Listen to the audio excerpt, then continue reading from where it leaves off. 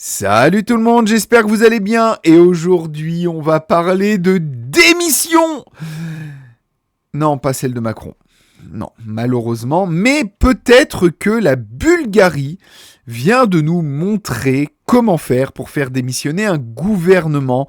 Et peut-être qu'on devrait s'en inspirer. Effectivement, en Bulgarie, il y a eu des manifestations monstrueuses pour la démission du gouvernement et contre la corruption. Oui, je sais, chez nous aussi ce sont des corrompus, chez nous aussi on rêverait qu'ils démissionnent. Eh bien, on va voir comment ils ont fait concrètement pour que le gouvernement démissionne. Et c'est aujourd'hui un article du Figaro International et qui titre « Bulgarie, le gouvernement démissionne après d'importantes manifestations contre la corruption ». La décision de Rosen Geliaskov de jeter l'éponge intervient à un moment où ce petit pays des Balkans, le plus pauvre de l'Union européenne, s'apprête à introduire la monnaie unique le 1er janvier, ajoutant au malaise des Bulgares qui craignent une envolée des prix. Et chers amis bulgares, vous avez raison, c'est exactement ce qui s'est passé pour nous et c'est exactement ce qui va vous arriver si vous acceptez l'euro. D'ailleurs, mes confrères et ma famille de Pologne sont bien contents de ne pas être rentrés dans l'euro. Oui, j'ai de la famille polonaise, ils n'ont pas l'euro, ils sont encore au zloty. Et c'est la meilleure décision qu'ils ont prise, puisque la Pologne est en plein boom économique, avec une croissance, je crois qu'on est aux alentours des 3,5-4%, au moment où nous on se traîne à 0,3%. Le gouvernement bulgare a annoncé sa démission jeudi au lendemain d'une nouvelle manifestation de masse pour dénoncer la corruption dans l'appareil de l'État et à 3 semaines de l'entrée de la Bulgarie dans la zone euro. Je vous informe que le gouvernement démissionne aujourd'hui, a déclaré le Premier ministre Rosen Geliaskov au cours d'une conférence de presse au moment où les députés examinaient la motion de censure de l'opposition. Alors par contre, le Figaro, vous abusez sur la phrase d'après. En fait, la façon dont je fonctionne, c'est que je lis et en même temps, je commence déjà à lire la suite. Dans ma tête, ça me permet de lire de manière plus fluide, sans faire trop d'hésitation et d'erreur, mais également, c'est une technique de lecture que j'ai depuis longtemps, mais également d'anticiper ce que je vais vous dire. Et là, mercredi soir, des dizaines de milliers de personnes avaient manifesté dans la capitale Sofia et dans d'autres villes du pays, dans une nouvelle démonstration de colère contre les dirigeants accusés de corruption. Le pic de manifestants était de 250 000. Et ils vous disent quelques dizaines de milliers. Ah oui, ça fait 25 dizaines de milliers, ça fait quelques dizaines de milliers. Ils sont toujours dans la minimisation des chiffres, on ne sait jamais, ça pourrait donner des bonnes idées. Alors, la Bulgarie, quand ils disent que c'est un petit pays, effectivement, c'est 10 fois moins d'habitants que la France, c'est 6,7 millions d'habitants. La France en compte 67-68 millions, donc on est à peu près raccord. Un pic à 250 000 manifestants, c'est comme si en France, il y avait eu 2 500 000 manifestants. Je ne sais pas si vous vous rendez compte que on arrive à peine à faire un dixième de cela. Et en Bulgarie, ils ont été jusqu'à 250 000 à manifester. Bravo à eux. Vous voyez que finalement, lorsque le nombre est là, ça fonctionne. Le problème, c'est qu'en France, on est divisé entre les différentes communautés, entre les différentes obédiences politiques, etc. Là, quand tu mets de côté, si aujourd'hui, par exemple, la droite, la gauche, l'extrême droite, l'extrême gauche, tous ceux qui ne sont pas aux ordres, même s'ils le sont plus ou moins exclusifs de Macron, alors on peut compter quand même des socialistes dans ceux aux ordres de Macron, on peut compter quand même les républicains aux ordres de Macron, mais la majorité aujourd'hui des gens, si on prend l'extrême droite, l'extrême gauche et tout le spectre au-delà des républicains et des socialistes, on est plus nombreux. Et encore plus que ça, si on compte ceux qui ne votent pas parce que dégoûtés de la politique, si on compte les votes blancs, si on compte les abstentionnistes, on est ultra majoritaire. Mais quand je dis ultra majoritaire, c'est vraiment ultra majoritaire. Et si on se rassemblait au-delà de ces différences, on fait tomber Macron. Clairement. 2 500 000 personnes dans les rues, ce serait énorme et il n'aurait pas d'autre choix que de démissionner. Pardon, j'ai le nez qui gratte. Donc présence importante de jeunes. La vague de mécontentement sans précédent depuis plusieurs années, alors quand ils disent plusieurs années, ça fait plus d'un quart de siècle qu'il n'y a pas eu de manifestation comme ça là-bas.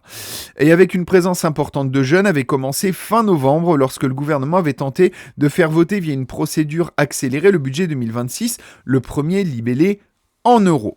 Je suis ici parce que la corruption est partout, la situation est intolérable. Une grande partie de mes amis ne vivent plus en Bulgarie et ne reviendront pas, a déclaré l'AFP mercredi soir Djergena Jelkova, une employée de commerce de 24 ans qui manifestait dans la capitale bulgare, ajoutant qu'il faut que les parasites quittent le pouvoir. Bravo, jeune demoiselle. Vous avez parfaitement raison et il faudrait qu'en France on fasse pareil. On est beaucoup à vouloir la démission de Macron, tout le monde le déteste, mais visiblement personne ne manifeste et peu de gens font valoir leur mécontentement. C'est d'ailleurs ce que j'essaye de faire ici sur Crépuscule TV, donc n'hésitez pas à liker, partager et à me commenter si vous aussi vous êtes mécontent du gouvernement actuel et que vous souhaiteriez qu'il dégage à coups de pied dans le cul. Après 7 élections en moins de 4 ans, le fragile gouvernement de Rosen Geliaskov, mais nous on en a eu plus que ça. Des élections en moins de 4 ans, ça n'arrête pas. Il avait donc été formé en janvier, rassemblant une coalition de circonstances entre les conservateurs du GERB de l'ancien Premier ministre Boyko Borisov et 3 autres formations. C'est marrant, c'est comme chez nous, il y a tout le monde qui s'allie pour essayer de créer des gouvernements de circonstances, mais ça ne marche pas. Sous la pression de la rue, il avait retiré le 3 décembre son projet de budget, c'est marrant, c'est comme chez nous, qui prévoyait la hausse d'impôts et de cotisations sociales, comme chez nous aussi. Autant d'augmentations destinées à dissimuler les détournements de fonds, affirment les contestateurs et l'opposition. Comme chez nous, mais c'est tout comme chez nous, sauf l'opposition et les manifestations. Nouvelles élections en perspective. Un nouveau projet de budget était présenté au Parlement en début de semaine, mais sans apaiser la colère. Selon le directeur de l'agence de sociologie Market Links, Dobromir Zikov, la société bulgare est très largement unie contre le modèle de gouvernance du pays. Et tout comme nous, sauf que nous, on est largement contre, mais nous sommes désunis. C'est ça le problème. Et voilà pourquoi chez eux ça marche, chez nous ça ne marche pas. Plus de 70% soutiennent Plus de 70% soutiennent la vague de protestation. Chez nous, c'est 90% qui ne sommes pas d'accord avec Macron. Et pour autant, ça ne prend pas, a-t-il ajouté, citant une étude parue jeudi. Après la manifestation massive de mercredi, à l'appel notamment de la coalition réformiste et pro-occidentale, nous continuons le changement Bulgarie démocratique, PPDB. Le président roumain Radev et l'opposition avaient appelé le gouvernement à démissionner. La décision de Rosen Geliaskov de jeter l'éponge intervient à un moment où le petit pays des Balkans, le plus pauvre de l'Union européenne, s'apprête à introduire la monnaie unique le 1er janvier, ajoutant au malaise des Bulgares qui craignent une envolée des prix, et ils ont parfaitement raison, étant donné que c'est exactement ce qui s'est passé pour nous et ce qui va se passer pour eux. Le processus de changement de monnaie ne devrait cependant pas être affecté car les institutions directement impliquées dans le processus, telles que la Banque nationale bulgare, sont indépendantes, a souligné auprès de l'AFP Petar Ganev, chercheur senior à l'Institut de l'économie de marché. Les banques sont indépendantes en Bulgarie. Ok. Oui, donc elles cherchent leur propre profit. Ça ne change rien, nos banques sont censées être indépendantes, nos banques ne sont pas nationales, et pour autant, ça n'a rien changé. Toutefois, pense-t-il, tout problème mineur lié à l'introduction de l'euro, tel qu'une augmentation de prix et un distributeur automatique de billets hors service, deviendra un sujet de débat politique. En vertu de la constitution bulgare, la démission du gouvernement doit être désormais avalisée par le Parlement. Ce dernier se réunira vendredi matin.